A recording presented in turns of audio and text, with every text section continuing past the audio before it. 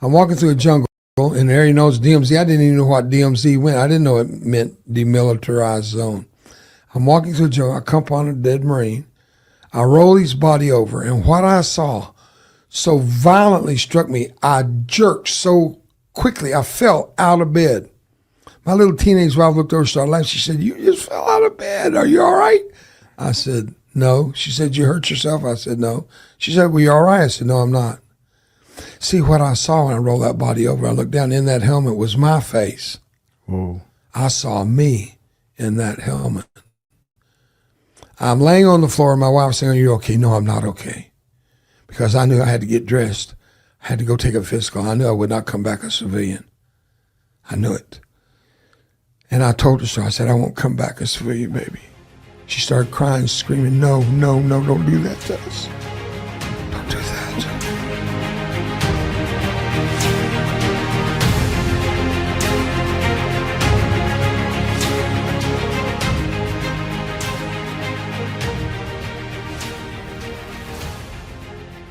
Friends, welcome back to another episode of a Life Transformed podcast. I'm John Arroyo. Today, I always say that we have a special guest, but today we have a really, really special guest. I don't know if you want to say father. I don't know if you want to say mentor. I don't know if you want to say giant. All of those words can be used to sum up what God has done in and through this man, in and through his ministry, in and through his life, in and through how he has impacted the world for decades. You know, as we're in an hour where it just seems like giants are falling, and not giants from the enemy side, but giants from our side. And it's unfortunate. And I want to say that my brother, my pastor, my leader is running his race, and he is finishing well. So welcome to a Life Transformed podcast, my brother, my mentor, Dave Roever. Love you, Johnny. I'm sorry, Captain. Oh, come on. Boss, thank you for being here. I'm glad to be with you, John. We're old buddies. Oh, well, you know, I know that this is podcast format, and I know that you've been on television for years. I mean, you've been doing television when I was still in pajamas, you know? I was doing television before you were born. What are you talking about?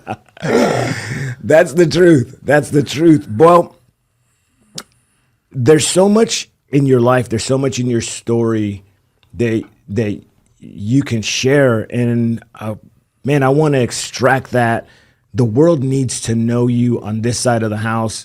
There's an entire generation out there that probably doesn't go to church, but they would if they knew Dave Roever's there, if they actually knew Dave Roever. And I think this is just one more avenue for you to continue to reach. But there's so many people that that need to know who you are, who Jesus is through you, and how to finish well.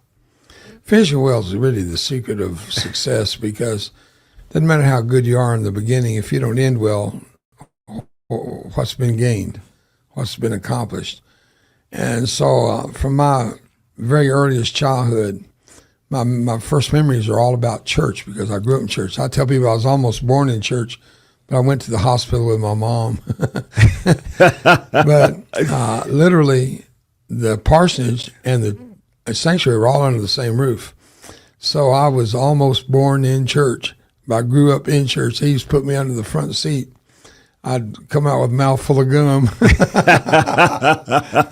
I remember you saying, I was on staff with you for several years, and I love this story when you say, I had a drug problem. Yeah, drug to church, drug to school, drug to wherever. That wasn't original, though. Whoever said it first ought to get credit, but I don't know who it is. Well, before we get into your story, you have Dave Roever Ministries, Dave Roever Evangelistic Association. You have Roever Foundation. You have REAP International, Roever Education Assistance Programs. What is Dave Roever's ministry doing today? Well, first and foremost, our theme is that none should perish.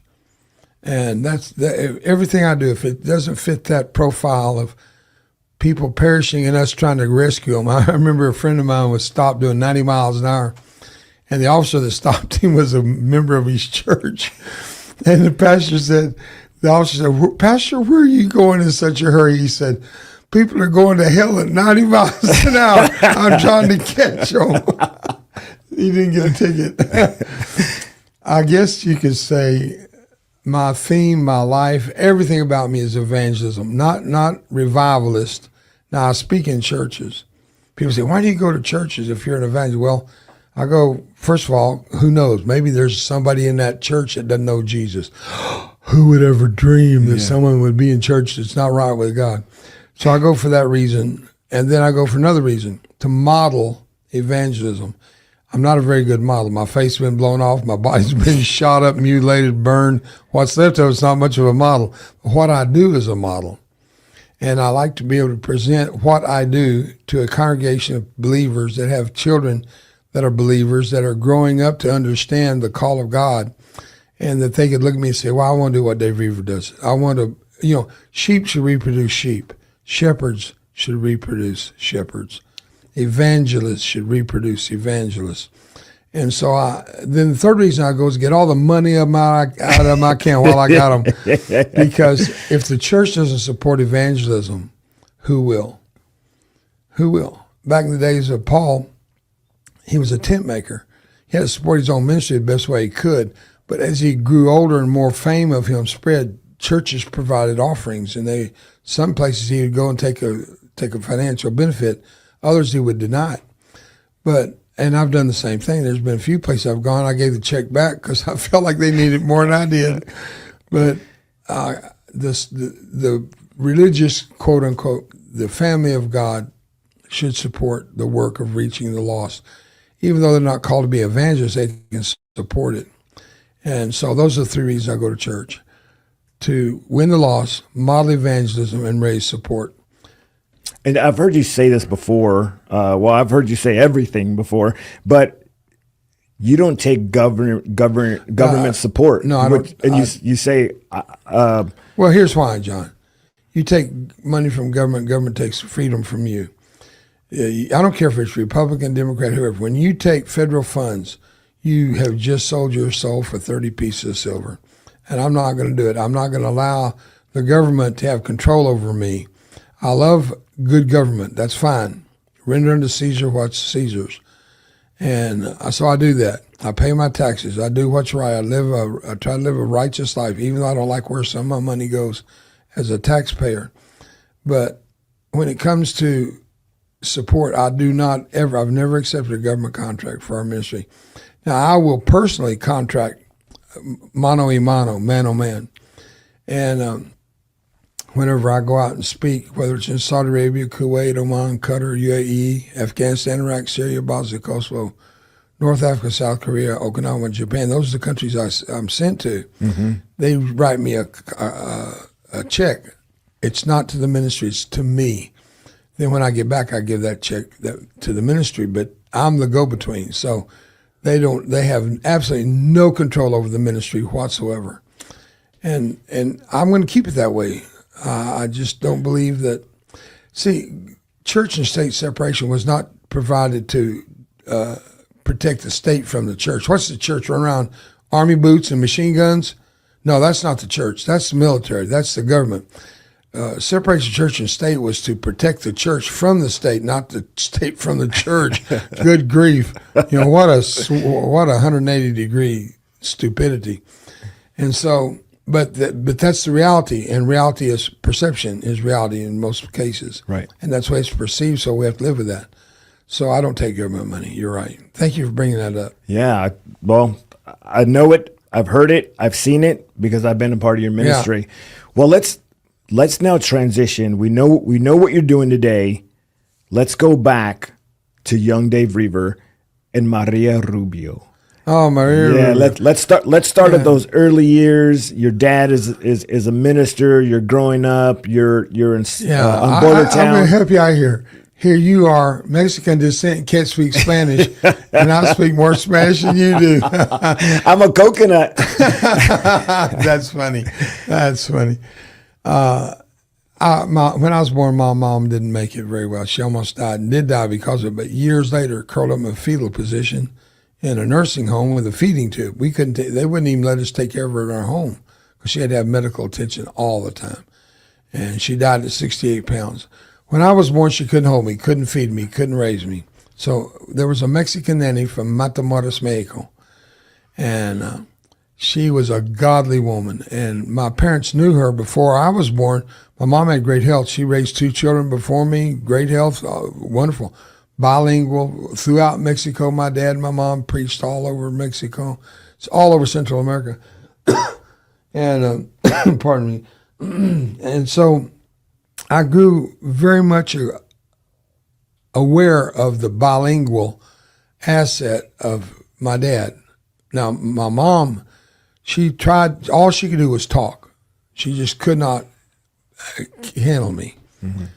When I say handle me, I don't mean in a bad way. I mean, she just couldn't hold me. So my first language, fluent language, was Spanish.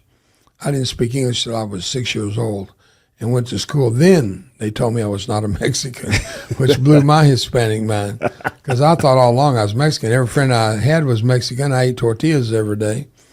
And so I grew up with this mindset that I was this, but I found out I was not what I thought I was, which was a profound impact on my life, the rest of my life, to sitting at this table with you. I've never had anything other than being born again transform my life so much as the day at 6 years old when I found out I was not what I thought I was. Because from that day on, I had a sense of awareness to be prepared to find out more about myself that I wouldn't like. I wanted to be Mexican. That's what I love. That's to this day. I feel like I'm more Latin American than I am U.S. American.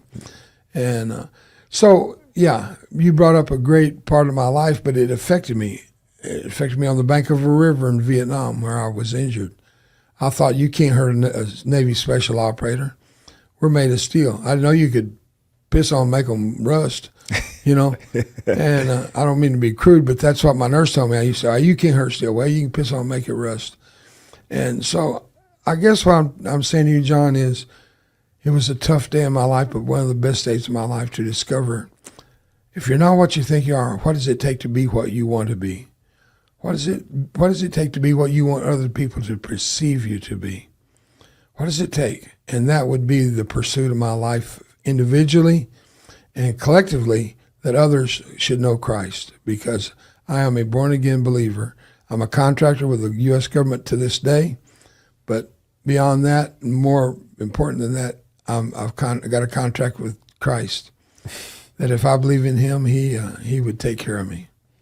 Amen. So you had that extraordinary childhood where, and I've seen you share this at public schools and talking about identity, because a lot of those kids are sitting in there. They're trying to figure out who they are. But then you turned about 16 years old, and then you met this really, really beautiful girl. See, at 5 years old, John, I was 5 years old. It looks like 4.5, but it's really 5. I was 5 years old when I gave my heart to Christ. I said, "Oh, Jesus, forgive me of all my sins." But I didn't know what sin was. Mm-hmm. What does a 5-year-old know about sin?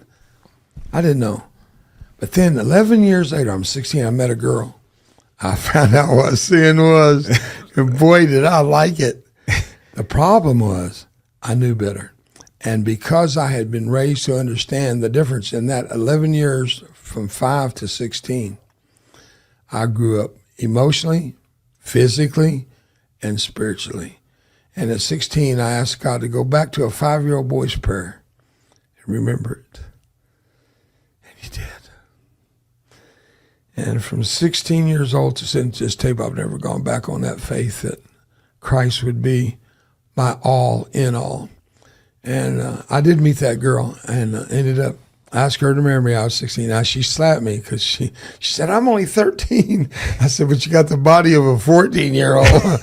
And she slapped me again. And her dad said no. And his name was Smith N. Wesson. So I was a good boy. And we got married for 54 years. She was my precious wife. She passed away. Wow. I tell everybody she left me for another man. His name was Jesus. Took her to his place without my permission. You remember that day, John. I remember that day.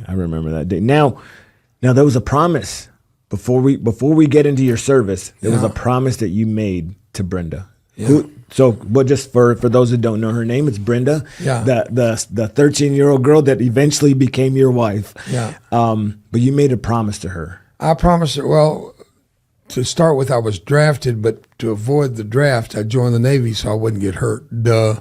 I got up one morning and had a bad decade.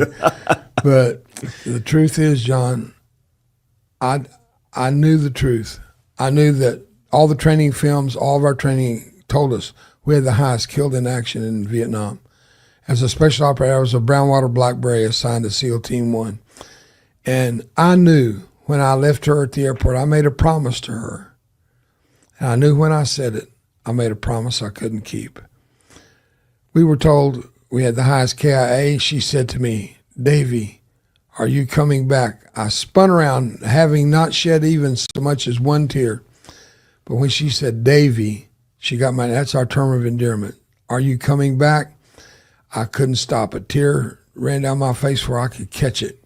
And I looked at her and I said, I'll be back without a scar. A promise I could not keep. And that haunts me to this day. It's the only promise I ever broke to my sweetheart. I never lied to her, never broke our vows, never touched another woman. She was always mine, my sweetheart. I mean it. You know, you talk about the dead like they're perfect. She was as close to perfect. But I could tell you her flaws, but we won't go down that line. I remember you saying that the reason why you got drafted is because you were in Bible college. You're flunking out of Bible college. Yeah. My grades were below sea level. And that's why I joined the Navy. I actually signed up for to become a submariner or submariner. And that was a 6-year obligation, but they needed boat guys for the SEAL team. And so they asked me if I would transfer from being a gunner's mate missiles to gunner's mate gun, GMG. Now it's all just gunner's mate. Right. It's not designated missiles or guns, but they said, we have little river boats, and that got my attention. They're very fast. They got my attention. They made a movie about us called Apocalypse Now. And more recently, a movie called Act of Valor. And I don't want to spend too much time on that, but we'll go down that line till you say no, because it's your podcast. But it was a lot of fun. I loved my job. The boats were fast. They were fiberglass. We were known as a fort looking for a fight, 250 calibers on the front, one on the back with a Mark 18 or Mark 19 grenade launcher on top of that. 2 M60s mounted on a twin mount in the middle of the boat. The twin mount I invented for the Navy. I actually invented it for the Navy, for the river boats, and got an infield promotion for it. But all that said, people say, wow, Dave, you'd do it again, wouldn't you? I said, do what? Go to Vietnam, get her. I said, you know what's amazing to me? The grenade blew beside my head, and you got the brain damage. Dude, are you out of your ever-loving? Do it again? Good grief. I'd never do it again knowing it hurt this bad. But see, I didn't know then what I don't know now. I don't know tomorrow. I may not make it back to my office from your office. I don't know. So we live each day not knowing tomorrow, but we know who holds tomorrow. So I'm comfortable to say, yeah, I'll do it again if asked of me. But don't ask, please. No mas. So we're going to transition, but I just wanted to say one last thing. I remember, I just remember so much, but you just kind of alluded to it. You were being drafted by the Army, and you were like, oh no, you were like, I don't want to get hurt in the Army. So you ran to the Navy recruiter, and then that's where you had a bad decade. Yeah, that's absolutely it. My recruiter knew I was looking for a way out of the Army. See, Army, if they draft us only 2 years. If you join the Navy, it's 4 years. So I doubled my tour of duty just to say, I don't want to go in the Army. I didn't know anything about the military. All I knew was John Wayne.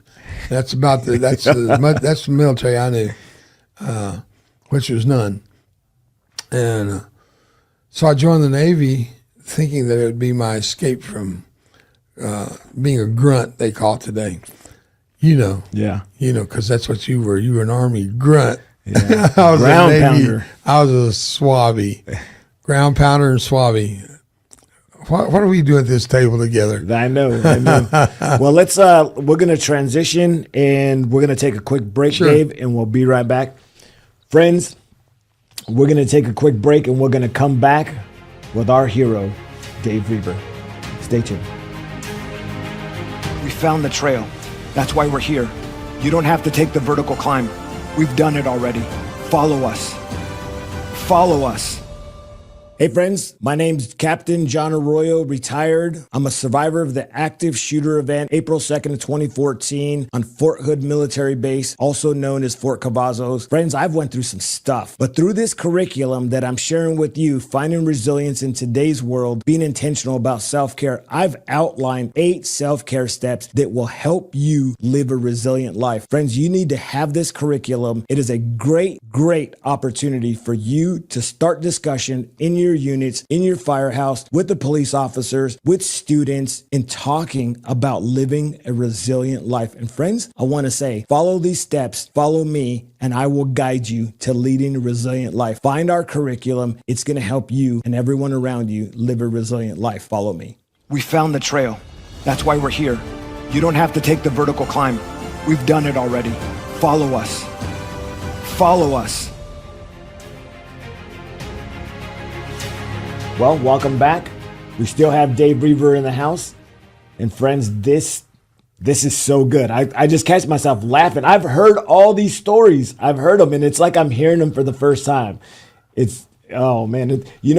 I've actually heard people tell me as I've been with Dave, I've traveled all over the world with him, and they've said, I could tell Dave's story. I've heard it 7 times and I could tell his story. I'm like, I'm sure you can. And you know what? It's every time you hear it, it's like you're hearing it for the first time. You laugh, even though you know what's coming next. You know it. You know what's coming next. You still laugh. You still cry because it's God's story. Yeah. It's God's story. And so, friends, welcome back, Dave Roever. Dave, now you grew up. We know about Maria Rubio. We know about your mother being sick. You married your high school sweetheart. Yeah. You made a promise to her.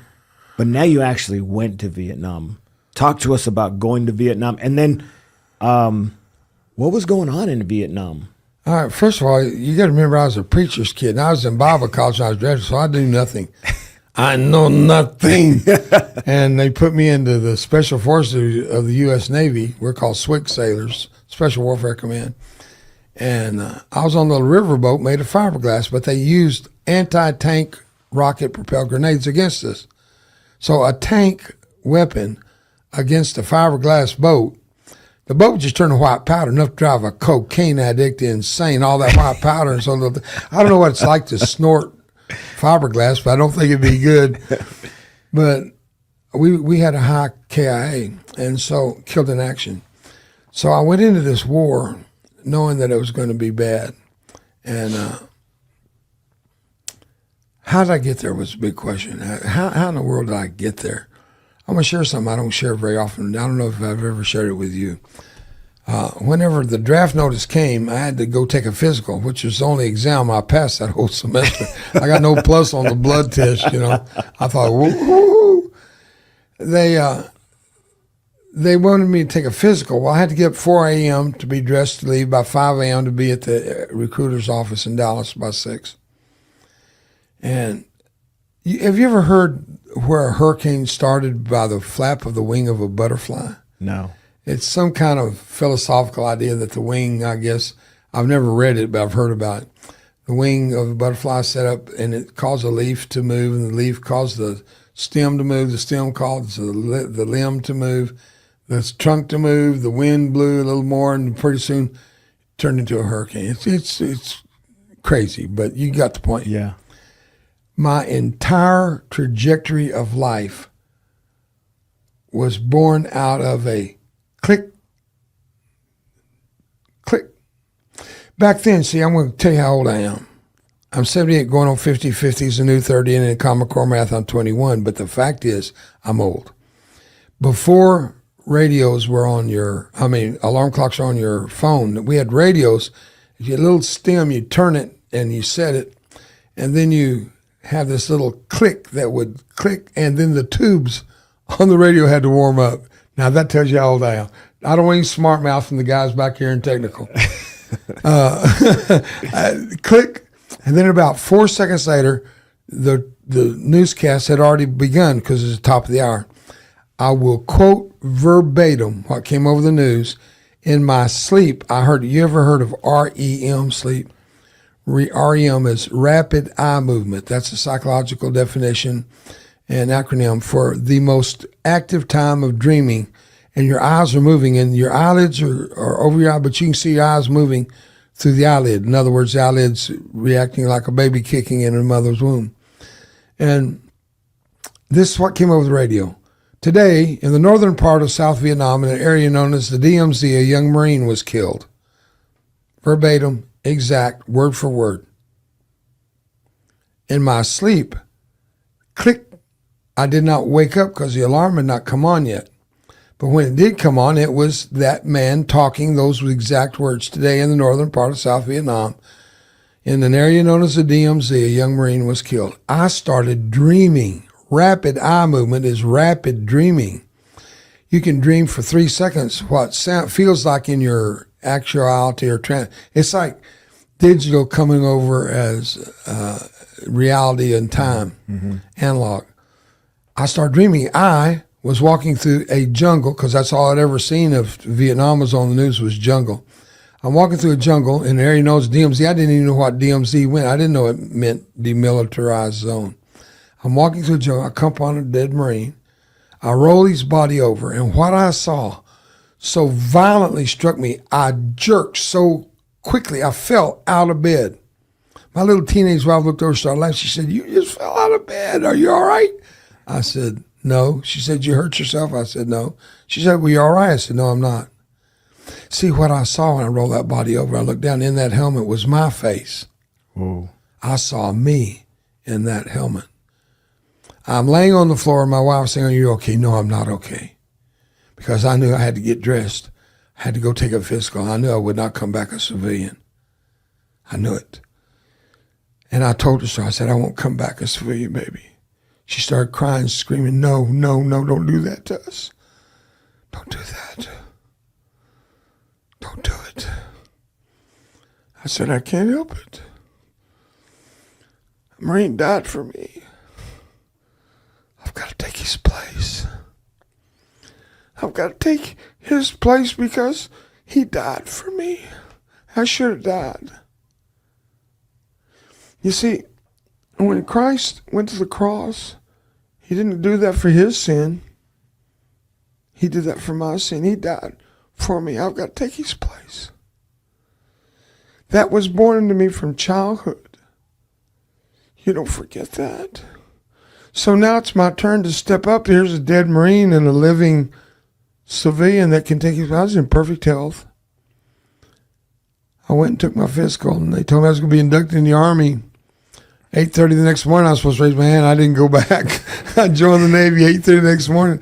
I was signing every piece of paper that recruiter slid under my ballpoint pen.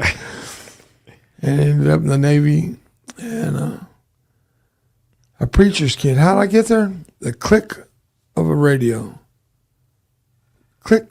And when that alarm went off, the words of that morning newscaster transformed my life forever. Wow. So all the time I thought I was this to study to be a minister, I was that to become a military man that I was not prepared to be. I was not what I thought I was. Yeah, and you avoided the Army to go to the Navy so you wouldn't get hurt being a grunt. You talked about that. You're like, I played football for I did. I was in the 9th grade. I played football one down. It hurt so bad I quit. I joined the band and watched other kids get hurt. Why suffer? I let them suffer for me. I'm no hero, John. I never have been, never will be. I just do what's in front of me, like you. Yeah. Just like you. But then you end up in Vietnam. You get there, and you're still a preacher's kid. As a matter of fact, you got your ordination papers. Tell us about that. Yeah. Actually, it's called license. The ordination came in 1971, and I was out of the hospital just in time to get it. But in In Vietnam, license is a state permission to marry them and bury them, and I've done both. By the way, I've done about a dozen marriages and a dozen funerals. Everybody I married, about half of them that stuck. But everybody I did a funeral for, they stayed dead. So I'm very successful at funerals. But I had applied because I was in Bible college, which was an exemption, by the way. I was married, which was an exemption. I was a college student, so ministerial student, college student, and a married man. I had 3 exemptions. Why did I still go? Because I had a Marine I had to replace. So to get back to your what was your question? Yeah, so you're there in Vietnam and you get your license. So I'd already applied for them. Well, I'm in Vietnam before I got my approval, and I was ridiculed. This is going to take just a second. No. I was ridiculed. So we want to hear it. We want to hear it all. Your question, it has to be answered after this explanation. Because I was a believer, I wasn't going to change my belief because I'm in Vietnam. I'm not going to be unfaithful to my wife because I'm in Vietnam. So I was ridiculed for it. There were 4 per boat, 4 guys per boat, not mentioning the SEALs that rode with us when we went to battle. But 4 guys assigned to each boat, and we always traveled in pairs, unlike the movie Apocalypse Now, in which the boat went alone. That was Francis Ford Coppola's big mistake about that movie. Everything else, the storyline was a joke to me, but the equipment was right, except for we went in pairs. So there were 8 per team, 4 per boat, 2 boats. Got it? Yep. The guys on my boat, 3 of them nicknamed me because I wouldn't do drugs, and none of us really did drugs because that was dangerous. And we'd kill each other if they did drugs because they get us all killed. But drink, oh, good Lord, a fish was on dry ground compared to what those boys did in drinking. They'd urinate in each other's boot and drink that sometimes. I'm serious. The SEALs were crazy. They nicknamed me, 3 of them. One called me Dudley Do-Right. One called me Dr. Do-Little. The other one called me Preacher Man, which I thought was a compliment. I called them Pervert Number 1, Pervert Number 2, and Pervert Number 3. And they thought that was a compliment, and they fought over who's going to be Pervert Number 1. That was their big ambition. On the day of my injury, Pervert Number 1 made a commitment to his heart to Christ. Wow. Yeah. He thought I was dead. And the things he said, I could hear, but I couldn't respond. I was so near dead. I was bleeding out. I was on fire. My pulse was gone. My respiration was so low. My pulse was so slow, it was like gone. And nobody's going to be able to take my pulse because I was on fire. But I mean, I was one breath away from death. You know what, since you're on there, why don't you just tell us what happened? Well, I was trying to throw a white phosphorus hand grenade. 3 days before, I got to back up a few days to make it make sense. On July 23rd, 1969, yes, teenager, that's before, right after the War of 1812. But I was in a firefight and on 23rd of July, and I was firing 2 M60s, shoulder mounts, on the mount I invented. And a round bullets were hitting everything, but a round hit my right-hand gun, and shrapnel went everywhere. And some went right into my eyeball. Oh, wow. And so when we cleared the kill zone, I was medevac because they didn't want me to lose my eye. And a piece of metal went through my cheek. But my cheek that's way down the line of importance compared to losing your eye. So I was medevaced, and they got the steel out of my eye, salvaged my eye. But 3 days later, I'm still patched on the eye and stitched on the cheek. But there was no one to take my place. So they asked me if I'd be willing to go back. Well, how do you say no?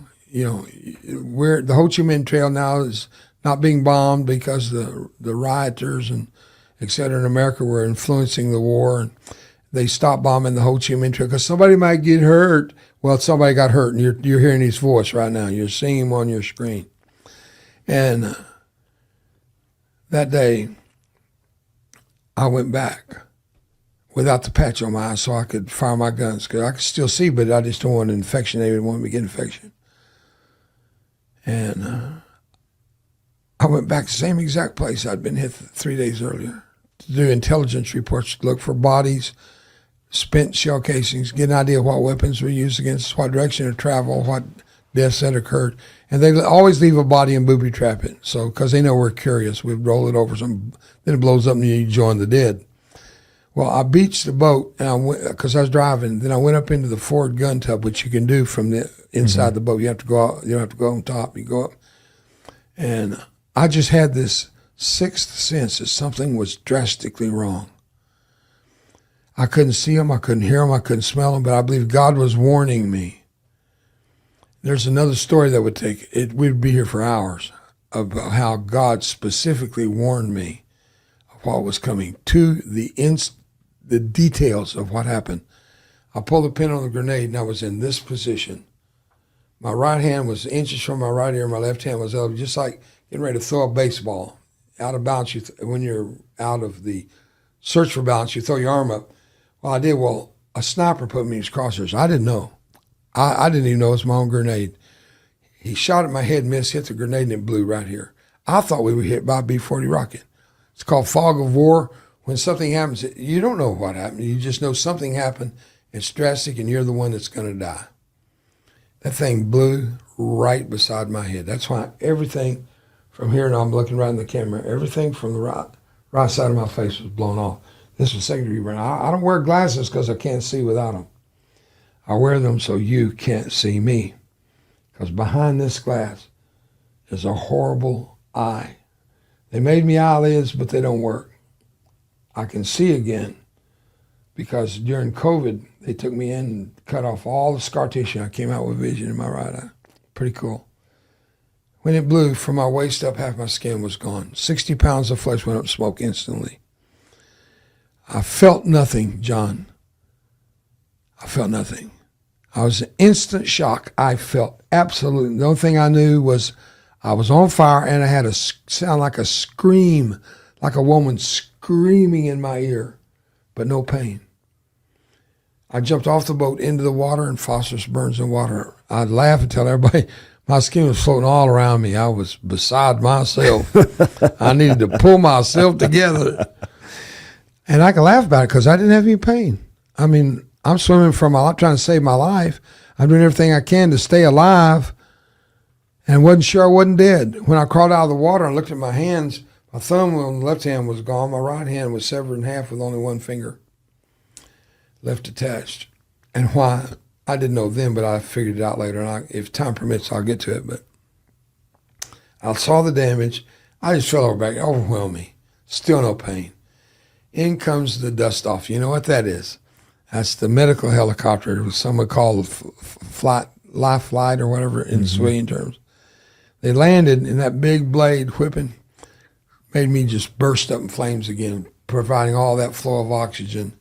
And phosphorus burns in water, so you can't extinguish it. It has to burn itself out. And I'm laying there watching myself burning the best I could see, which was only with my left eye at the time. And I think, am I dead? Am I dead? I'm dead. You don't have a hand grenade explode. A hand grenade blows 6 inches from your head. No one lives through that. I'm not tough. I'm the ninth grader that played football, went down, quit, joined the band. So I wouldn't, watch other kids get hurt. I'm not tough, John. I'm flesh, just like you, just like that viewer. I'm no different. I thought I was dead. And then I looked down and saw my heart beating. I said, I'm not dead yet. I could see my heart. I assumed it was my heart because I had a big hole in my chest. I looked down and I could see stuff moving inside me to the beat of a heart. And every time my heart beat, blood would squirt out in a red flag of blood out of an open artery. I thought, I'm alive, but I'm not going to live. Still, no pain. They rolled me onto a stretcher face down. Stretcher caught fire, because now I'm burning. Stretcher caught fire. It's made out of canvas. Ripped open. I fell right through on my head. Have you ever had one of those days when nothing goes right? Everything went wrong that day, man. They rolled me up in wet blankets, and disgustingly, they were Army blankets. Here's a Navy special operator wrapped up in a wet Army blanket, trying to suppress those flames. And we take off, and that is when the pain hit. And when it hit Captain, Dave lost his ever-loving mind. I let out a scream of first of all, it was a surprise. It came on as quickly as the shock did. Before I could feel pain, shock took over. Before I was prepared for pain, shock left. And when it did, I screamed, medic! And he almost jumped out of the helicopter. He thought the dead came to life. Pilot lost control. We're dropping like a rock. And I thought, good Lord, we're going to crash. I'm going to be the only survivor. But they got me to a field hospital, and time again won't permit tell that story, but then to Japan. And in Japan, they flew me from Saigon to Tansanut to Japan in a big hospital jet. And that's when I think you probably want to take a break or something, because when I get to what happened in Japan, it's going to get real, real personal. All right, let's hang on right there. So I want to conclude this before you get into Japan, but I think it's important for the listeners to hear this. When that phosphorus grenade went off, you threw yourself in the water wanting to extinguish yourself. Yeah. And you said, when you came up out of the water, first words, God, I still, I can't always say it. God, I still believe in you. First words. Because I didn't want those guys to think that God did this to me. God didn't do this to me. God doesn't hurt people. God doesn't cause traffic wrecks. He doesn't cause cancer. We live in a world of chaos brought on by sin. God didn't cause us to sin. God doesn't cause evil. He doesn't. And people, first thing, why me? Go, well, why not you? Who do you think you are? You're better than the rest of the world. Why not me? Why me, God? I say, don't ask, because he might answer you. I don't know, George. There's just something about you I don't like. Poof. All right, Dave, I think that's the perfect place for us to conclude this session. But when we come back, we're going to talk about Japan and what happened. Yeah. Because, Dave, there's so many soldiers right now, we know this, who are killing themselves. Yeah. And that's when I found out again I was not the man I thought I was. Friends, we're going to be back for session 2 with Dave Roever, and you don't want to miss it, because this is where lives start getting saved. All right. Until the next episode, I'm John Arroyo with the Life Transformed Podcast. We'll see you then. The enemy took their best shot. They blew me to smithereens, literally. That's why this hand doesn't up. This thumb's missing. They made that out of my hip. It's not my thumb. My body's a mess. If I were to take my shirt off, let you see what's left, you'd throw up. I tried to take my life because I lost my hope. Hope is an amazing thing. Hope is what generates a tomorrow. Hope is the generator for a new beginning.